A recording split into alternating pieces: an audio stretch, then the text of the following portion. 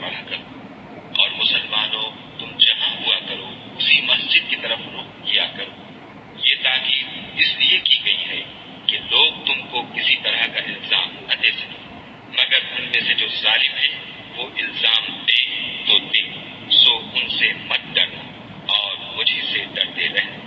اور یہ بھی مقصود ہے کہ میں تم کو اپنی تمام نعمتیں بخشوں، اور یہ بھی کہ تم راہ راست پر چلو۔ جس طرح من جملہ اور نعمتوں کے ہم نے تمہیں میں سے ایک رسول بھیجے جو تم کو ہماری آیتیں پڑھ پڑھ کے سناتے اور تمہیں پاک بناتے اور کتاب یعنی قرآن اور دانائی سکھاتے اور ایسی باتیں بتاتے ہیں جو تم پہلے نہیں جانتے تھے۔ سو تم مجھے یاد کیا کرو، میں تمہیں یاد کیا کروں گا، اور میرا احسان مانتے رہنا اور ناشکری نہ کرنا۔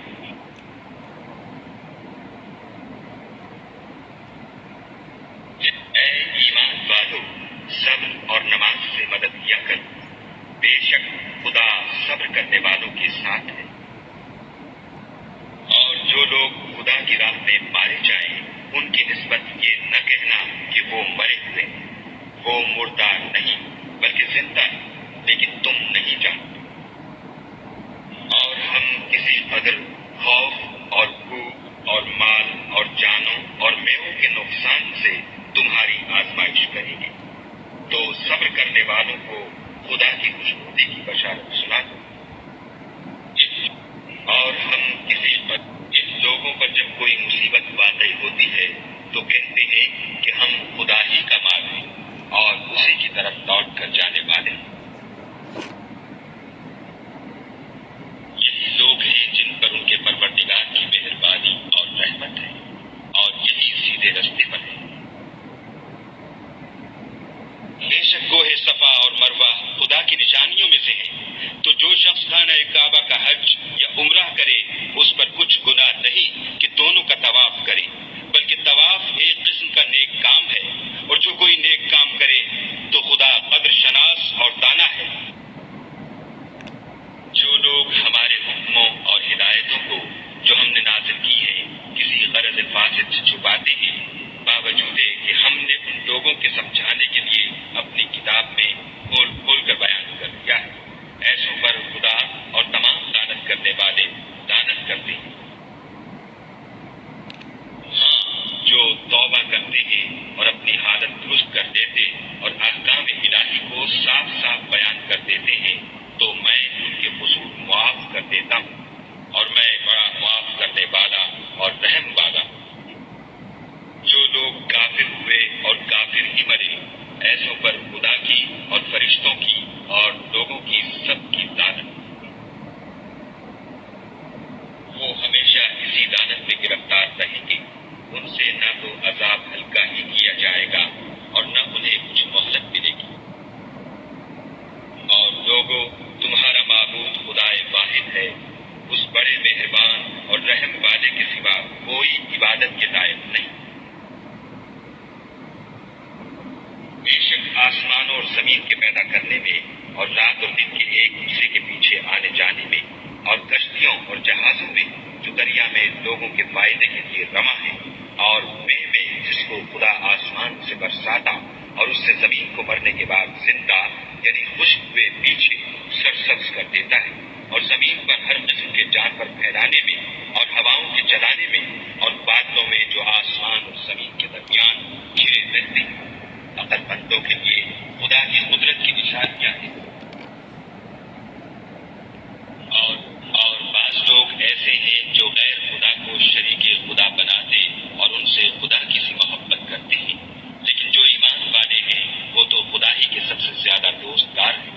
اور اے کاش ظالم لوگ جو بات عذاب کے وقت دیکھیں گے اب دیکھ لیتے کہ سب طرح کی طاقت خدا ہی کو ہے، اور یہ کہ خدا سخت عذاب کرنے والا ہے۔ اس دن کفر کے پیشوا اپنے پیرووں سے بیزاری ظاہر کریں گے اور دونوں عذاب الہی دیکھ لیں گے اور ان کے آپس کے تعلقات منقطع ہو جائیں گے۔ یہ حال دیکھ کر پیروی کرنے والے حسرت سے کہیں گے کہ اے کاش ہمیں پھر دنیا دنیا میں جانا نصیب ہوتا کہ جس طرح یہ ہم سے بیزار ہو رہے ہیں اسی طرح ہم بھی ان سے بیزار ہیں۔ اس طرح خدا ان کے اعمال حسرت بنا کر دکھائے گا اور وہ دوزخ سے نکل نہیں سکے گی۔ لوگوں جو چیزیں زمین میں حلال طیب ہیں وہ کھاؤ اور شیطان کے قدموں پر نہ چلو، وہ تمہارا کھلا دشمن ہے۔ وہ تم کو برائی اور بے حیائی ہی کے کام کرنے کو کہتا ہے اور یہ بھی کہ خدا کی نسبت ایسی باتیں کہو جن کا تمہیں کچھ بھی علم نہیں۔ اور جب ان لوگوں سے کہا جاتا ہے کہ جو کتاب خدا نے نازل فرمائی ہے اس کی پیروی کرو تو کہتے ہیں نہیں، بلکہ ہم تو اسی چیز کی پیروی کریں گے جس پر ہم نے اپنے باپ دادا کو پایا۔ بھلا اگرچہ ان کے باپ دادا نہ کچھ سمجھتے ہوں اور نہ سیدھے رستے پر ہوں، تب بھی وہ انہی کی تقلید کیے جائیں گے۔ جو لوگ کافر ہیں ان کی مثال اس شخص ایسی ہے جو کسی ایسی چیز کو آواز دے جو پکار اور آواز کے سوا کچھ سن نہ سکے۔ یہ بہرے ہیں، گونگے ہیں، اندھے ہیں کہ کچھ سمجھ ہی نہیں سکتے۔ اے اہل ایمان، جو پاکیزہ چیزیں ہم نے تم کو عطا فرمائی ہیں ان کو کھاؤ، اور اگر خدا ہی کے بندے ہو تو اس کی نعمتوں کا شکر ادا کرو۔ اس نے تم پر مرا ہوا جانور اور لہو اور سور کا گوشت اور جس چیز پر خدا کے سوا کسی اور کا نام پکارا جائے حرام کر دیا ہے۔ ہاں، جو لاچار ہو جائے بشرطے کہ خدا کی نافرمانی نہ کرے اور حد ضرورت سے باہر نہ نکل جائے، اس پر کچھ گناہ نہیں۔ بے شک خدا بخشنے والا اور رحم کرنے والا ہے۔ جو لوگ خدا کی کتاب سے ان آیتوں اور ہدایتوں کو جو اس نے نازل فرمائی ہیں چھپاتے اور ان کے بدلے تھوڑی سی قیمت یعنی دنیاوی منفعت حاصل کرتے ہیں، وہ اپنے پیٹوں میں محض آگ بھرتے ہیں۔ ایسے لوگوں سے خدا قیامت کے دن نہ کلام کرے گا اور نہ ان کو گناہوں سے پاک کرے گا، اور ان کے لیے دکھ دینے والا عذاب ہے۔ یہ وہ لوگ ہیں جنہوں نے ہدایت چھوڑ کر گمراہی اور بخشش چھوڑ کر عذاب خریدا۔ یہ آتش جہنم کی کیسی برداشت کرنے والے ہیں۔ یہ اس لیے کہ خدا نے کتاب سچائی کے ساتھ نازل فرمائی، اور جن لوگوں نے اس کتاب میں اختلاف کیا وہ ضد میں آ کر نیکی سے دور ہو گئے۔ نیکی یہی نہیں کہ تم مشرق یا مغرب کو قبلہ سمجھ کر ان کی طرف منہ کر لو، بلکہ نیکی یہ ہے کہ لوگ خدا پر اور روز آخرت پر اور فرشتوں پر اور خدا کی کتاب پر اور پیغمبروں پر ایمان لائیں، اور مال باوجود عزیز رکھنے کے رشتہ داروں اور یتیموں اور محتاجوں اور مسافروں اور مانگنے والوں کو دیں، اور گردنوں کے چھڑانے میں خرچ کریں، اور نماز پڑھیں اور زکوٰۃ دیں، اور جب عہد کر لیں تو اس کو پورا کریں، اور سختی اور تکلیف میں اور مارکہ کارزار کے وقت ثابت قدم رہیں۔ یہی لوگ ہیں جو ایمان میں سچے ہیں اور یہی ہیں جو خدا سے ڈرنے والے ہیں۔ مومنو، تم کو مقتولوں کے بارے میں قصاص یعنی خون کے بدلے خون کا حکم دیا جاتا ہے، اس طرح پر کہ آزاد کے بدلے آزاد مارا جائے اور غلام کے بدلے غلام اور عورت کے بدلے عورت، اور اگر قاتل کو اس کے مقتول بھائی کے قصاص میں سے کچھ معاف کر دیا جائے تو وارث مقتول کو پسندیدہ طریق سے قرارداد کی پیروی یعنی مطالبہ خوں بہا کرنا اور قاتل کو خوش ہوئی کے ساتھ ادا کرنا چاہیے۔ یہ پروردگار کی طرف سے تمہارے لیے آسانی اور مہربانی ہے۔ جو اس کے بعد زیادتی کرے اس کے لیے دکھ کا عذاب ہے۔ اور اے اہل عقل، حکم قصاص میں تمہاری زندگانی ہے کہ تم قتل و خونریزی سے بچو۔ تم پر فرض کیا جاتا ہے کہ جب تم میں سے کسی کو موت کا وقت آ جائے تو اگر وہ کچھ مال چھوڑ جانے والا ہو تو ماں باپ اور رشتہ داروں کے لیے دستور کے مطابق وصیت کر جائے۔ خدا سے ڈرنے والوں پر یہ ایک حق ہے۔ جو شخص وصیت کو سننے کے بعد بدل ڈالے تو اس کے بدلنے کا گناہ انہی لوگوں پر ہے جو اس کو بدلے، اور بے شک خدا سنتا جانتا ہے۔ اگر کسی کو وصیت کرنے والے کی طرف سے کسی وارث کی طرفداری یا حق تلفی کا اندیشہ ہو تو اگر وہ وصیت کو بدل کر وارثوں میں صلح کرا دے تو اس پر کچھ گناہ نہیں۔ بے شک خدا بخشنے والا اور رحم والا ہے۔ مومنو، تم پر روزے فرض کیے گئے ہیں جس طرح تم سے پہلے لوگوں پر فرض کیے گئے تھے، تاکہ تم परहेजगार बनो। रोजों के दिन गिनती के चंद रोज हैं, तो जो शख्स तुम में से बीमार हो या सफर में हो तो दूसरे दिनों में रोजों का शुमार पूरा कर ले। और जो लोग रोजा रखने की ताकत रखें लेकिन रखें नहीं, वो रोजे के बदले मोहताज को खाना खिला दें। और जो कोई शौक से नेकी करे तो उसके हक में ज्यादा अच्छा है, और अगर समझो तो रोजा रखना ही तुम्हारे हक में बेहतर है। रोजों का महीना रमजान का महीना है, जिसमें कुरान अव्वल नाजिल हुआ, जो लोगों का रहनुमा है और जिसमें हिदायत की खुली निशानियां हैं, और जो हक व बातिल को अलग अलग करने वाला है। तो जो कोई तुम में से इस महीने में मौजूद हो चाहिए कि पूरे महीने के रोजे रखे, और जो बीमार हो या सफर में हो तो दूसरे दिनों में रखकर उनका शुमार पूरा कर ले। खुदा तुम्हारे हक में आसानी चाहता है और सख्ती नहीं चाहता। और ये आसानी का हुक्म इसलिए दिया गया है कि तुम रोजों का शुमार पूरा कर लो, और इस एहसान के बदले कि खुदा ने तुमको हिदायत बख्शी है, तुम उसको बुजुर्गी से याद करो और उसका शुक्र करो। और ऐ पैगंबर, जब तुमसे मेरे बंदे मेरे बारे में दरियाफ्त करें तो कह दो कि मैं तो तुम्हारे पास हूँ। जब कोई पुकारने वाला मुझे पुकारता है तो मैं उसकी दुआ कबूल करता हूँ। तो उनको चाहिए कि मेरे हुक्मों को माने और मुझ पर ईमान लाएं ताकि नेक रास्ता पाएं। रोजों की रातों में तुम्हारे लिए अपनी औरतों के पास जाना जायज कर दिया गया है। वो तुम्हारी पोशाक है और तुम उनकी पोशाक हो। खुदा को मालूम है कि तुम उनके पास जाने से अपने हक में खयानत करते थे, सो उसने तुम पर मेहरबानी की और तुम्हारी हरकत से दरगुजर फरमाई।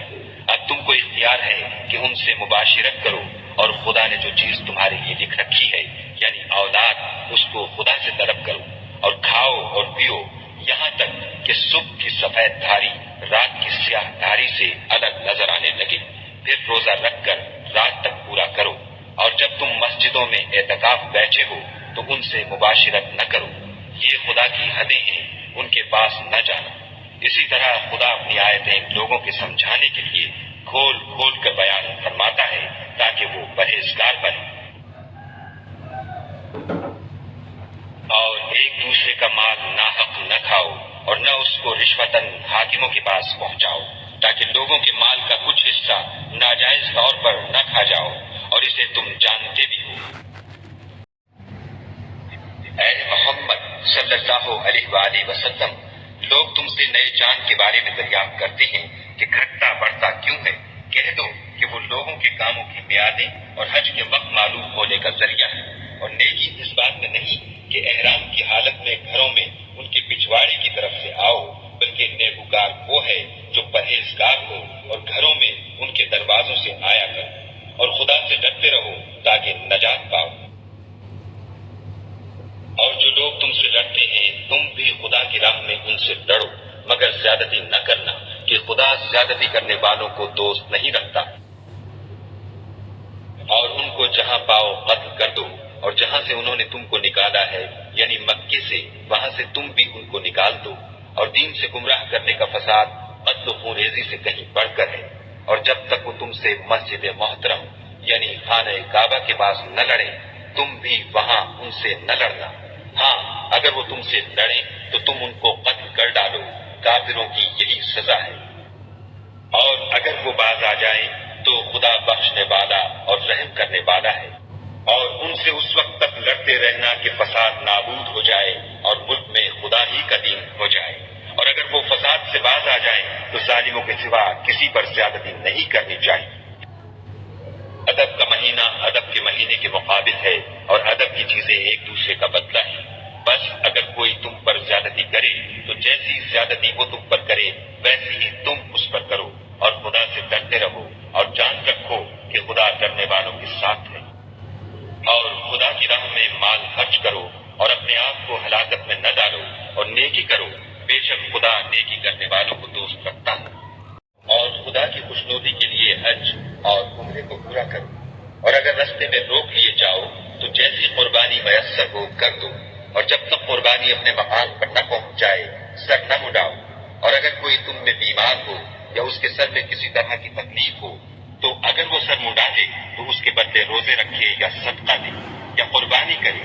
फिर जब तकलीफ दूर होकर तुम मुतमईन हो जाओ तो जो तुम में हज के वक्त तक उम्रे से फायदा उठाना चाहे وہ جیسی قربانی میسر ہو کرے، اور جس کو قربانی نہ ملے وہ 3 روزے ایام حج میں رکھے، اور 7 جب واپس ہو، یہ پورے 10 ہوئے۔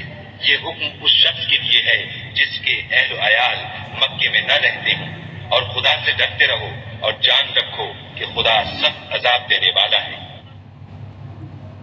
حج کے مہینے معین ہیں جو معلوم ہیں، تو جو شخص ان مہینوں میں حج کی نیت کر لے تو حج کے دنوں میں نہ عورتوں سے اختلاط کرے، نہ کوئی برا کام کرے، اور نہ کسی سے جھگڑے، اور جو نیک کام تم کرو گے وہ خدا کو معلوم ہو جائے گا، اور زاد راہ یعنی رستے کا خرچ ساتھ لے جاؤ، کیونکہ بہتر فائدہ زاد راہ کا پرہیزگاری ہے، اور اے اہل عقل مجھ سے ڈرتے رہو۔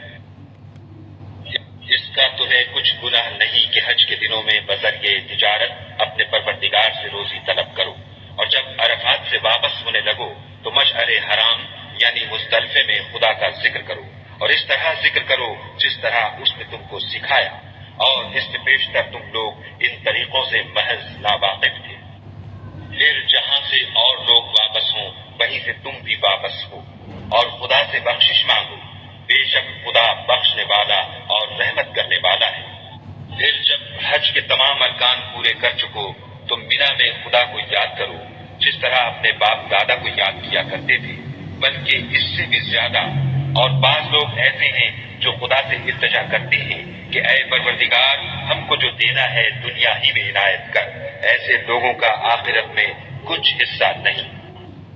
اور بعض ایسے ہیں کہ دعا کرتے ہیں کہ پروردگار ہم کو دنیا میں بھی نعمت عطا فرما اور آخرت میں بھی نعمت بخشیو، اور دوزخ کے عذاب سے محفوظ رکھیو۔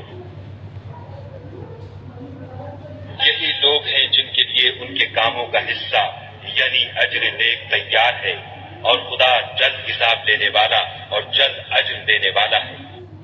اور قیام بنا کے دنوں میں جو گنتی کے دن ہیں خدا کو یاد کرو، اگر کوئی جلدی کرے اور 2 ہی دن میں واپس چل دے تو اس پر بھی کچھ گناہ نہیں، اور جو بات تک ٹھہرا رہے اس پر بھی کچھ گناہ نہیں۔ یہ باتیں اس شخص کے لیے ہیں جو خدا سے ڈرے، اور تم لوگ خدا سے ڈرتے رہو، اور جان رکھو کہ تم سب اس کے پاس جمع کیے جاؤ گے۔ اور کوئی شخص تو ایسا ہے جس کی گفتگو دنیا کی زندگی میں تم کو دلکش معلوم ہوتی ہے، اور وہ اپنے معافی الضمیر پر خدا کو گواہ بناتا ہے، حالانکہ وہ سخت جھگڑالو ہے۔ اور جب پیٹھ پھیر کر چلا جاتا ہے تو زمین میں دوڑتا پھرتا ہے تاکہ اس میں فتنہ انگیزی کرے اور کھیتی کو برباد اور انسانوں اور حیوانوں کی نسل کو نابود کر دے، اور خدا فتنہ انگیزی کو پسند نہیں کرتا۔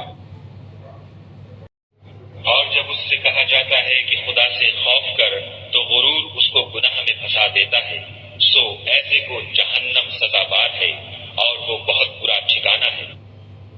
اور کوئی شخص ایسا ہے کہ خدا کی خوشنودی حاصل کرنے کے لیے اپنی جان بیچ ڈالتا ہے، اور خدا بندوں پر بہت مہربان ہے۔ مومنو، اسلام میں پورے داخل ہو جاؤ اور شیطان کے پیچھے نہ چلو، وہ تو تمہارا صریح دشمن ہے۔